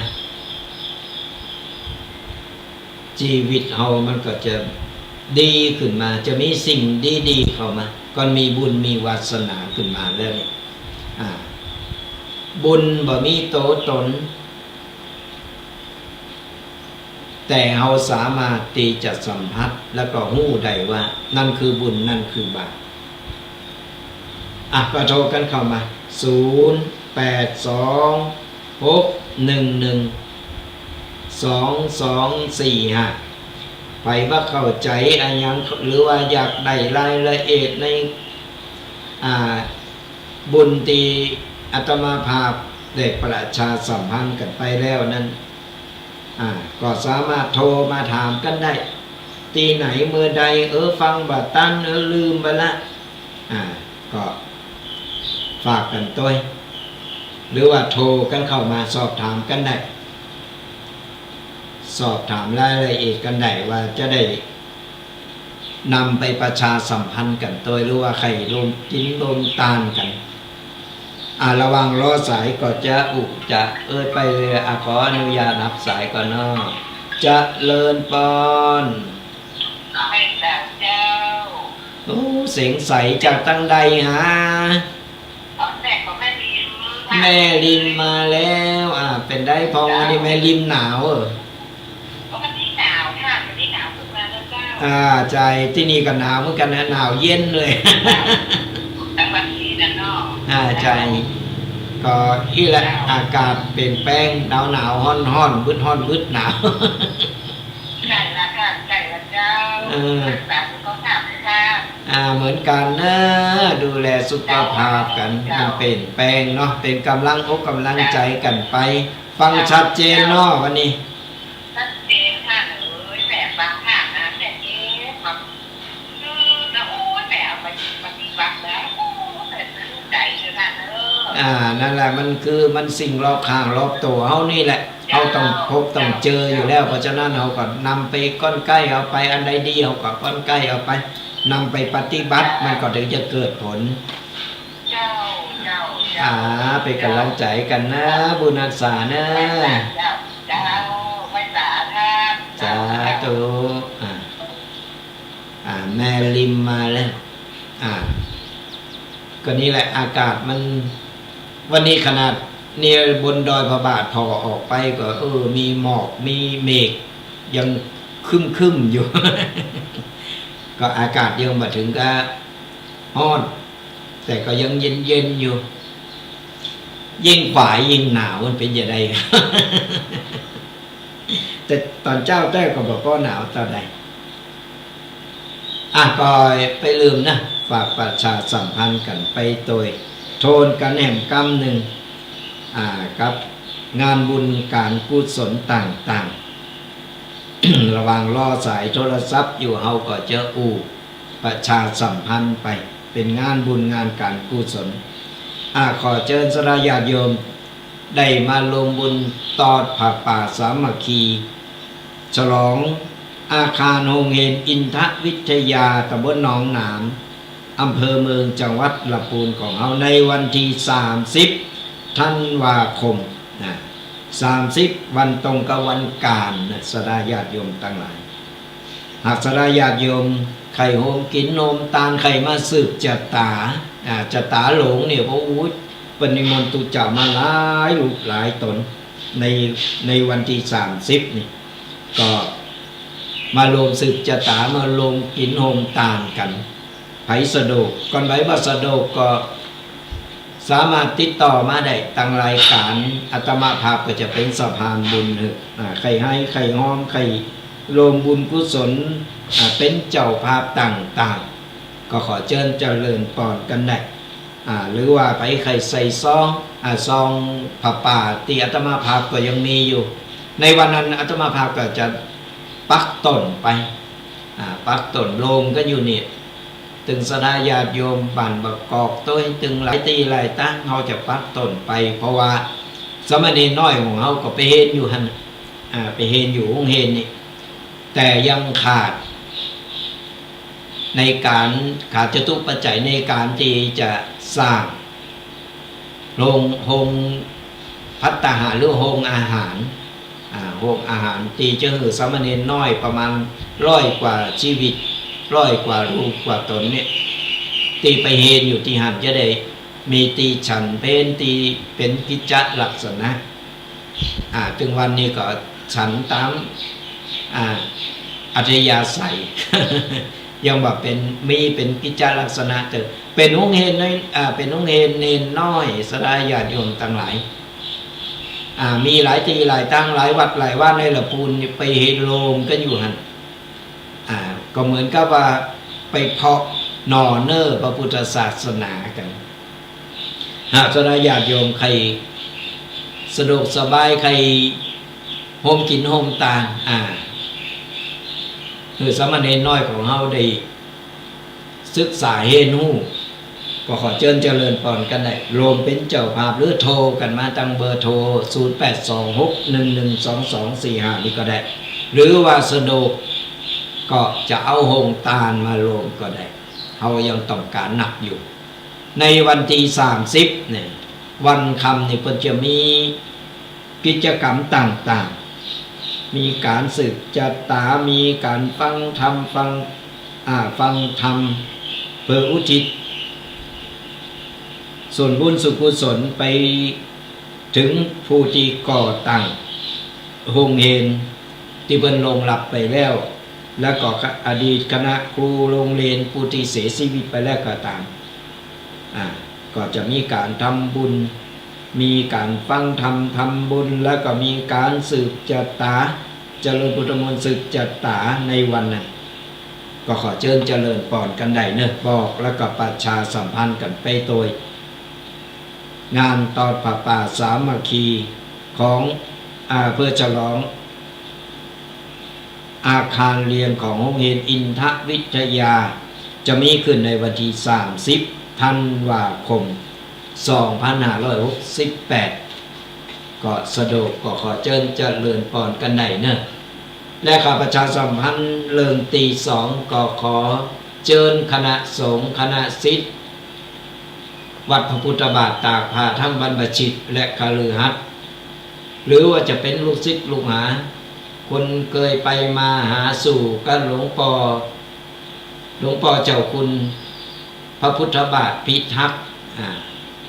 ตลอดถึงญาติโยมที่เคารพนับถือได้มาร่วมทำบุญเป็นกัตตัญญูกตเวทิตาคุณในวาระโอกาสสุดท้ายที่จะได้พระราชทานเพลิงศพของท่านพระเดชพระคุณพระพุทธบาทพิทักษ์อดีตรองเจ้าคณะจังหวัดอดีตเจ้าคณะอำเภอป่าซางอดีตเจ้าอาวาสวัดพระพุทธบาทตากผ้าพระอารามหลวงจะมีขึ้นในระหว่างวันที่19ถึง25มกราคมระหว่างวันที่19ถึง25มกราคมเดินหน้าที่วัดพระพุทธบาทตากผ้าตำบลบะกอกอำเภอป่าซางจังหวัดลำพูนไผที่เคยผ่านไปผ่านมาเคยเคารพนับถือหรือว่าเป็นลูกศิษย์ลูกหาเคยหูจักมักจีกันก็ขอเชิญเจริญพรกันได้มาโลมกินโลมตาลมา งานพระราชทานเพลิงศพของพระเดชพระคุณพระพุทธบาทพิทักษ์เจ้าอดีตเจ้าคณะรองเจ้าคณะจังหวัดลำพูนอดีตเจ้าคณะอำเภอป่าซางอดีตเจ้าอาวาสวัดพระพุทธบาทตากผ้าพระอารามหลวงจะมีขึ้นในวันที่19ถึง25มกราคมก็ขอเชิญเจริญพรบอกกันต่อๆกันไปประชาสัมพันธ์กันไป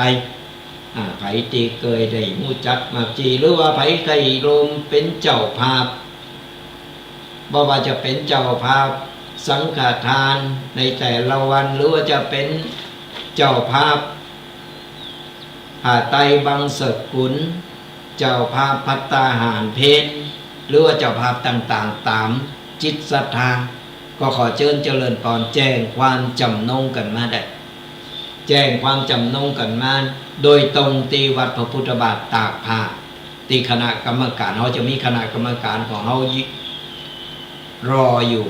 จดเอาลายหมายเอาจือหรือว่าบัสโดกติดต่อบ้านไอก็สามารถโทรเข้ามาที่เบอร์0826112245ก็ได้อาตมาภาพก็จะเป็นสื่อกลางจะเป็นสะพานบุญหรือสดาญาติโยมกันก็ฝากประชาสัมพันธ์และก็ ขอเชิญเจริญพรมาร่วมงานกันเนอะจะมีขึ้นในระหว่างวันที่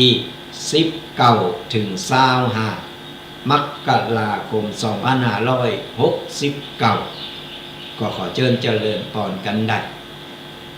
และประชาสัมพันธ์งานหนึ่งก็อันนี้เป็นงานของอาตมาภาพเองก็จัดในวันเด็กแจกของหือกับเราอ่อนบนดอยห่มผ้าให้น้องเป็นการเอาผ้าห่มไปแจกหือเราอ่อนจำนวน80ผืนหากสดาญาติโยมใครมีส่วนลงในการไปทำกิจกรรมวันเด็กแล้วก็แจกของหือกับเราอ่อนที่อยู่บนดอย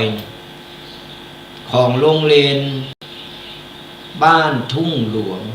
ตำบลแม่วินอำเภอแม่วางจังหวัดเชียงใหม่ในวันที่วันศุกร์ที่9มกราคม2569ตรงกับวันเด็กเขาก็จะไปแจกของหือเราอ่อนโดยเฉพาะที่ต้องการจะได้ก็คือผ้าห่มหากสดาญาติโยมบัสดกในการที่จะไปซื้อผ้าห่มมาโลมเฮาซื้อไว้เรียบร้อยแล้ว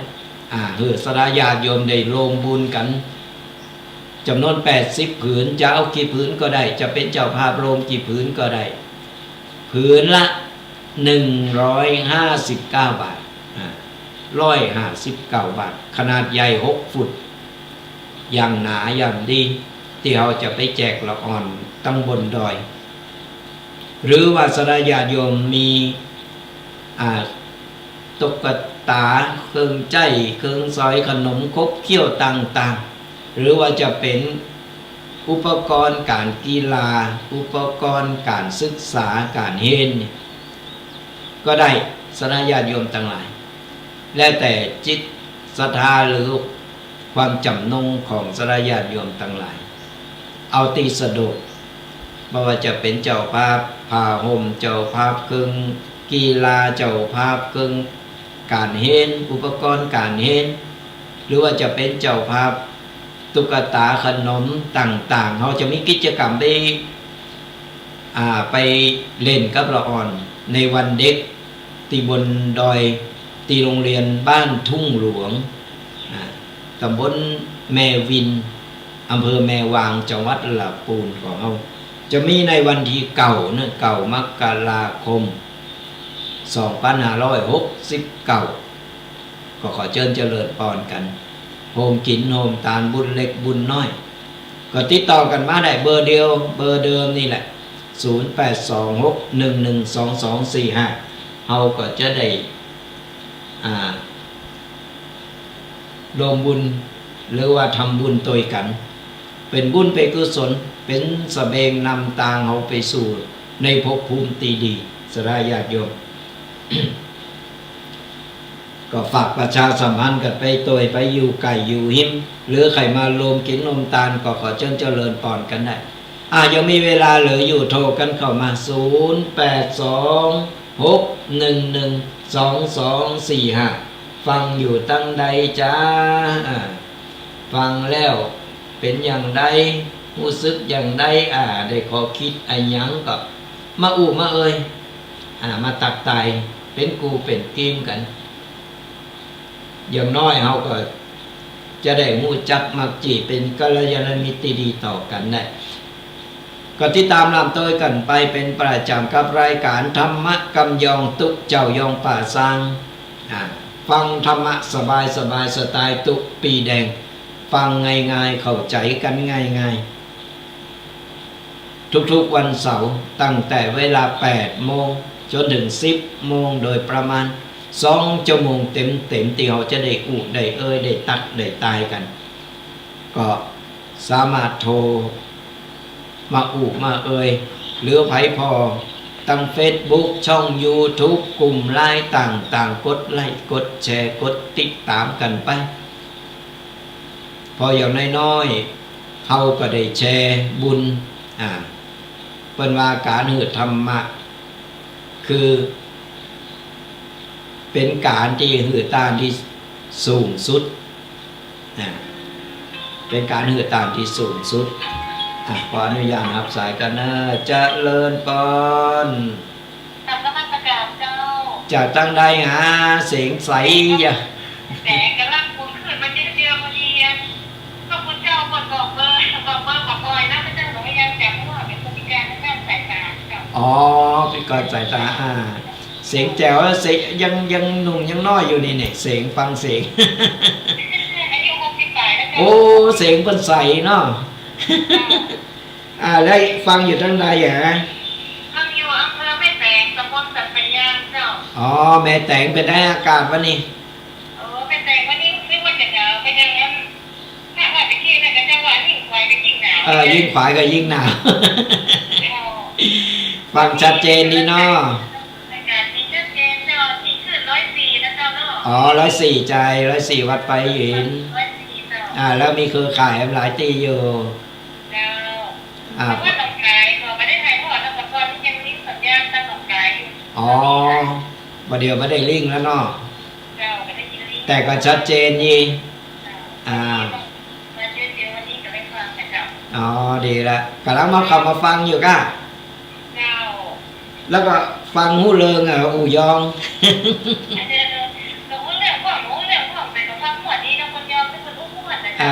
คนยอมไปถึงอู่โมนดูด่าคนดูเหมือนเจ็บมีไปเกตหรอกวัดบกอ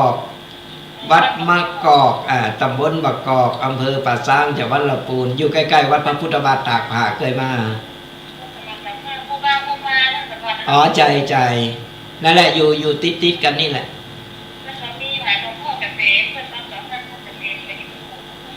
ใจก็เนี่ยเดี๋ยววันที่19แล้วก็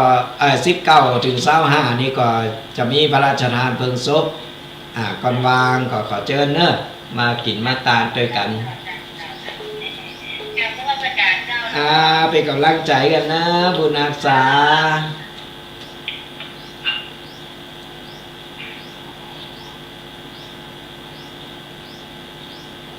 ฮัลโหลจากตั้งใดหาแม่คุณฝากคุณยูไรเจ้าคุณฝากเจ้าเบอร์ฝางไปได้วันนี้ฝางหนาวเนาะหนาวเจ้าเจ้าฟังเจ้าแล้วก็เจ้าฟังเจ้าแล้วเจ้าไม่ได้โทรมาตลอดดีบัตกลุนก็เพิ่นหน่อยฟังชัดเจนเนาะทั้งคุณชัดเจนดีแล้ววันนี้ฟังแล้วเป็นไงบ้างธรรมะวันนี้ฟังเจ้าโมนดีเนาะเข้าใจง่ายดีเนาะเข้าใจง่ายๆดีเจ้าเป็นกำลังใจกันเนอะบุญรักษาวันนี้เป็นเจ้าฝากเป็นเจ้าฟังอยู่ฝางเนาะสาธุบุญรักษาเนอะสาธุหลายตีหลายตั้งอากาศยังหนาวอยู่ยิ่งขวายก็ยิ่งหนาวมากจริงๆบรรยากาศมันหือเนาะแต่ถ้ามาภาพเดี๋ยวจบรายการก็จะเข้าเชียงใหม่กั้มพอดีมีธุระทางเชียงใหม่ก็จะเข้าไปในเมืองเชียงใหม่อยู่ก็ติดตามน้ำตัวกันไปเป็นกำลังอกกำลังใจกันไปวันนี้หลายสายเป็นหลายตีหลายตั้งโทรมามาเนี่ยเป็นอย่างน้อยก็เป็นกำลังใจกันปนว่ากำลังใจถึงไม่มีตัวตนแต่มีอิทธิพลทั้งผู้ให้และผู้รับนะหันไผที่เป็นกำลังกลุ่มอกกลุ่มใจตกกำลังเป็นกำกึดเป็นยาเขาก็สามารถไปเป็นกำลังใจเปิ้นได้แต่มันต้องไปยุ่งเรื่องโซนโตเป็นนัก มันต้องไปหือคำแนะนำอย่างที่เขาบอกหู้มันของอย่างอี้ก็มันแบบตกสะพายไผก็บอกหู้บางทีเขาก็คือปัญหาเล็กๆน้อยๆแต่มันอยู่กับเปิ้นมันเป็นปัญหาใหญ่เพราะฉะนั้นเขากำลังใจเปิ้นดีแล้วอย่างน้อยก็เหมือนเขาเอาน้ำไปชโลมหรือเป็นเย็นลงมาเปิ้นก็ว่าเหงาว่าเหมือนโตคนเดียวบ่มีตีปรึกษาบ่มีตีจะได้ระบายเขาก็สามารถที่จะเป็นกำลังใจกันได้แต่ไม่ต้องไปยุ่งเรื่องส่วนโตเป็นหนักเหมือนตีได้ไปแล้วเนี่ยเขาเอามกปอให้พอดีปอโคนบ่ใจหันเปิ้นตุกได้ยาเปิ้นกำลังกลุ่มอกกลุ่มใจเปิ้นกำลังมีปัญหาเขาไปซ้ำเติมเปิ้นเขาไปซ้ำไปดูถูกไปดูแคลนไปซ้ำเติมเปิ้นเนี่ยไปเติมไฟเปิ้นเนี่ยมันก็ยิ่งมอดใหม่เข้าไปกำอู่คนนี่มันสำคัญทำมือคนตายก็ได้ทำมือคนเป็นสุขก็ได้ก็เหมือนที่เป็นข่าวที่ผ่านมาเนี่ยที่ว่านักข่าวสรุปแล้วก็คือกำอูเป็นเพราะกำอูไอ้นักข่าวที่เพิ่นกำลังเป็นข่าวไปนี่ก็คนบ่ไก่คนบ้านเฮาคนแถวเชียงรายนี่เพิ่นไปทำงานเป็นนักข่าวแล้วก็ไปกินยาสุดท้ายก็ตายเพิ่นพิสูจน์มาแล้วว่ากำอูของคนก็คนกำลังเมากำลังมีปัญหาเวลาเมามันตั้งสติบ่ได้ควบคุมสติตัวเองบ่ได้ ซ้ำเฮาไปกระแทกแดกดันเอาซ้ำเฮาไปอู่อย่างที่มันทำมือเพิ่นมันกินใจเพิ่นทำมือเพิ่นน้อยอกน้อยใจอารมณ์ชูบูเนี่ยเพิ่นถึงบอกว่ากำอู่ของคนฆ่าคนก็ได้สร้างคนก็ได้ถ้ามือคนเป็นคนดีก็ได้ถ้ามือคนเป็นคนที่บ่ดีคนโชก็ได้เพราะฉะนั้นก่อนจะอู่ก่อนจะว่าอะไรอย่างก็ตามคิดก่อนนึกก่อนไต่ต้องก่อนว่าอู่แล้วเป็นผิดเป็นภัยก่อนเดือดร้อนไผก่อนเดือดร้อนเปิ้นเดือดร้อนโตเก่าก่อนบ่ใจอู่ไปอู่มาแล้วมันวกมาเข้าโตเก่ามันบ่ถูกเอาเลิงเป็นห้องคนหาเลิงเพราะฉะนั้นก่อนจะอู่จะว่าอย่างก็ตามคิดก่อนแล้วค่อยพูดแล้วค่อยอู่แล้วทำมือใดตามที่เขาอู่เวลาใครใดเด้ออูเดี๋ยวปดท้องน้ำไหลไฟดับยกมาหมดในน้ำตั้ง5ตั้ง10แต่พอใดมาสมใจแล้วมาทำตามที่ได้อู่ได้สัญญาเอาไว้ก็มีอันนี้เขาก็ไม่ได้ไปเน็บแนมไผนะไม่ได้มาอู่เรื่องการมุ่งการเมืองแต่เขาอู่ในหลักความจริงมันเป็นอย่างนั้นอู่แล้วต้องมีสัจจะ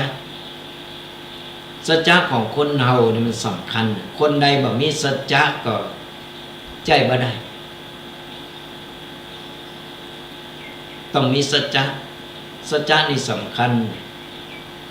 ลองเขาบอกมีสัจจะเขาอู่ไปนะได้ครั้งเดียวนั้นต่อไปแบบมีไปเจออู่ยังก็มีไปเจอเพราะฉะนั้นสำคัญที่สุดเขาได้หับปากอันยังเขาได้ไปหับปากหรือว่าได้ไปสัญญาอย่างไว้สัจจะก็คือสัจจะเขาต้องทำให้ได้มันจะได้บ่ได้จะสำเร็จบ่สำเร็จแต่เขาต้องทำพอเขาได้รับปากได้สัญญาไว้นะเราเอาพิสัญญาพิสัจจะข้างเดียวจบมันเป็นอย่างนั้นเพราะฉะนั้นใจกำอู่หือเป็นปิยวาจาอู่ในตังตีดีฟังหือนัก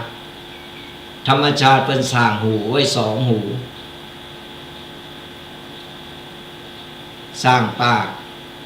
ไว้ปากเดียว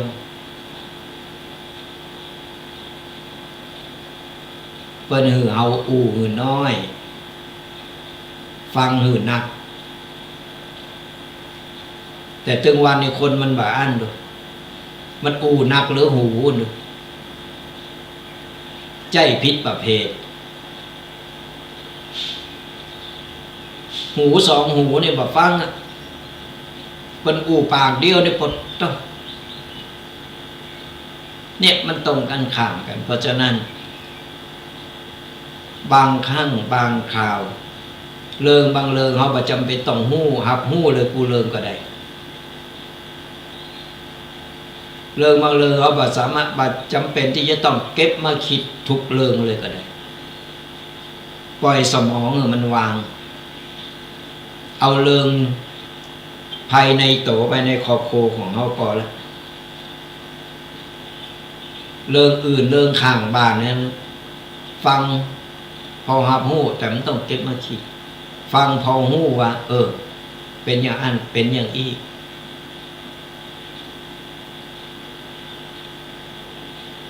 คนนึงบอกว่าบางครั้งคือคนเฮาปิดหูปิดตาปิดปากไปพอและใจสติหึนหนักก็ฝากเกิดเป็นข้อคิดกับศรัทธาญาติโยมกันเอาล่ะศรัทธาญาติโยมทั้งหลายอู่ไปอู่มาก็ไก่หมดเวลาก็ติดตามลำต้วยกันไป แล้วก็ฝากประชาสัมพันธ์กันไปโดยกับงานบุญการกุศลต่างๆบอกกันต่อๆกันไปแล้วก็เป็นกูเป็นเกมกับรายการธรรมะกำยองทุกๆวันเสาร์นะตั้งแต่8 โมงจนถึง 10 โมง2 ชั่วโมงเต็มก็ติดตามหลังตัวกันไปเป็นกำลังอกกำลังใจกันสุดท้ายนี้ก็จะปั่นป้อนสรายาโยมตั้งอกตั้งใจเนอะหับป้อนกันก็สรายาโยมจุปูจุคนจงหายตุกหายโศกหายโรคหายภัยหายเจ็บหายไข้นึกหวังสิ่งใดก็ขอสมปรารถนากูสิ่งกูประการเงินทองไหลมาเทมาอย่าได้ขาดสายขอเงินต่อเงินต่อเงินต่อเงินทำการงานได้เจริญก้าวหน้าทำมาค้าขายร่ำรวยทำไมทำสวนได้ผลผลิตเจริญงอกงามขายได้ราคาสุขภาพร่างกายแข็งแรงแข็งขาดปลอดภัยอายุมั่นขวัญยืนมีโจกมีใจ